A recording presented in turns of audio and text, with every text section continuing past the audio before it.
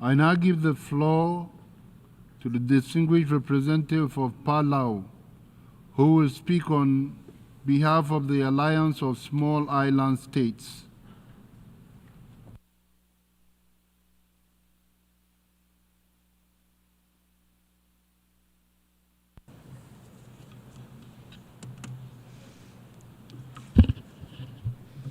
Mr. President, Secretary General, His Excellency Archbishop Gabriel Cassia of the Holy See Permanent Observer Mission, Excellencies, distinguished delegates. It's with deep sorrow and profound respect that I stand before you today on behalf of the Alliance of Small Island States to pay tribute to a man who transcended the pulpit, the palace, and the walls that so often divide us, His Holiness Pope Francis. His Holiness Pope Francis epitomized what the United Nations stands for, including peace, humanitarian care, and compassion and environmental stewardship. And we thank you, Mr. President, for convening us. Pope Francis was more than a spiritual leader. He was a voice for the voiceless, a fearless advocate for justice, and a model of humility, love, and compassion. His Holiness reminded us that the Lord's most powerful message is one of mercy, and that inclusion, compassion, and justice must be the foundation of our shared humanity. He spoke not only for those in the pews, but for the poor, the vulnerable, and the displaced, and for all those on the front lines of injustice, inequality, and climate change.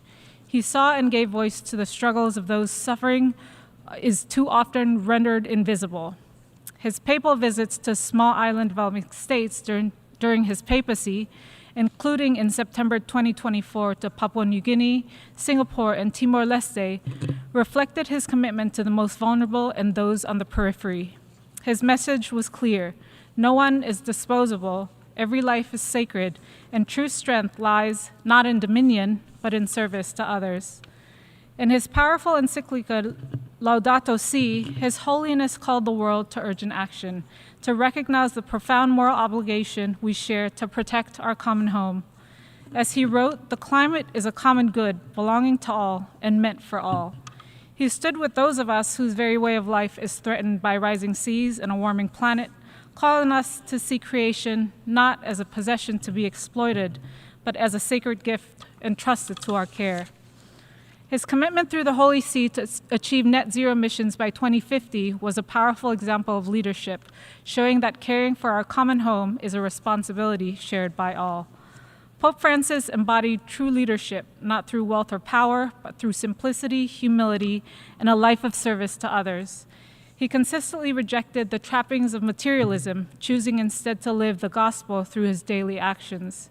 His example challenges us to focus on what truly matters: compassion, humility, and the inherent dignity of every person. He spoke with courage, loved without condition, and committed himself to dialogue over division, to building bridges instead of walls, and to encounter over exclusion. His legacy endures as a testament to the transformative power of small acts of mercy, showing us that a life dedicated to service can move the conscience of humanity and illuminate the world. At its best, faith is not a fortress to retreat behind, but a light that guides us forward, inspiring us to remember that we are bound together across oceans, borders, cultures, and creeds by our shared humanity.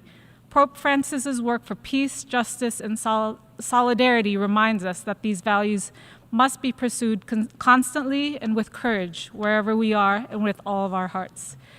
Today, we mourn the loss of a great leader. We also celebrate a legacy that will forever guide us, a legacy of mercy, courage, and an unshakable commitment to human dignity. On behalf of the Alliance of Small Island States, we offer our deepest condolences to the family of His Holiness, to the Holy See, to the people of Argentina, to the Catholic community, and to all who mourn his passing. May His Holiness Pope Francis rest in eternal peace, and may his vision of a more just, compassionate, and inclusive world continue to guide our collective journey. Thank you.